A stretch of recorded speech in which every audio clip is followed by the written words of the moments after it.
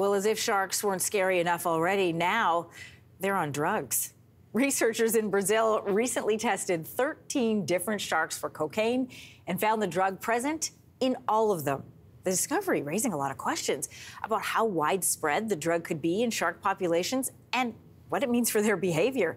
Joining us with more this morning is Tracy Fanara. She's an environmental engineer. Great to have you with us on this story. Thanks so much for having me. I have to start with what made researchers test sharks for cocaine in the first place?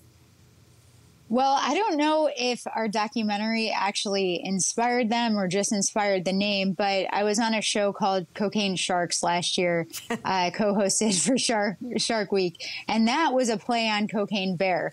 You think about how statistically achievable a bear on cocaine is, and that those statistics are very unlikely. But when it comes to sharks, they're interacting with this drug a lot more often. Okay, let's talk about that. How is it getting into their bodies?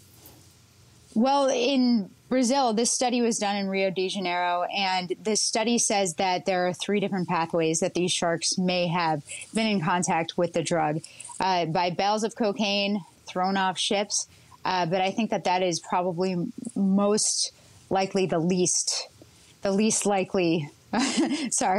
least likely way. The 2 other ways are production facilities on land and wastewater releases, because wastewater treatment plants only treat water to a certain point, and a lot of chemicals are not removed. Well, the dose detected in sharks, we know, was relatively small, about 23 micrograms per kilogram of shark tissue. So what that means is studies measure the impact of cocaine on humans to uses of 0.4 milligrams per kilogram of body weight. So that's thousands times higher. But what could the consumption of the drug mean for the behavior or the health of sharks? People typically think of sharks as very aggressive to begin with. They do, and it's interesting because in all of my interactions with sharks, I've probably only come in contact with a few that were even very energetic and not running away. But that is a really good question. What does it do to the behavior of sharks? In this study, there was no behavior actually noted. The sharks got to the scientists already deceased. However, we know with other species in other places, they've had very different reactions to the drug. Some species actually slow down, like eels. Their process is slowed down to the point where they missed migration periods, which are essential for their life cycle. So not only cocaine is in the water, we have a whole bunch of pharmaceuticals, antidepressants, herbicides, insecticides, all of these chemicals entering the ecosystem. And the question is, how does the suite of chemicals actually impacts ecology from the base of the ecosystem up? I mean, bacteria, phytoplankton, all the way to sharks.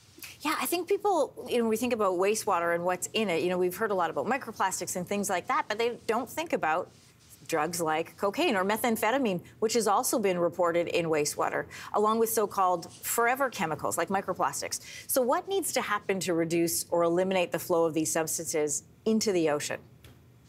That's a really good question. I'm an environmental engineer, and I've been a big proponent for waste to water treatment plants. So basically, people flush their toilet, the water goes to the water treatment plant, and you get out drinking water at the end. And the thing is, people think that being an astronaut is so cool. Well, this is what happens in space, and this is what happens in reality here on Earth. It's just perception has created a situation where we have wastewater treatment plants treating water up to a certain point. That water goes into the environment, then we take that water back up for water treatment plants, and the process, just combining the two, would result in much more treated water entering the ecosystem. And I think that that's what we need to do. Listen, cocaine sharks is definitely a story that got our attention. Tracy Fanara, good to have you with us. Thank you. Thank you so much for having me. Hey, thanks for watching. If you liked this, be sure to subscribe here, or you can check out more Your Morning videos right here.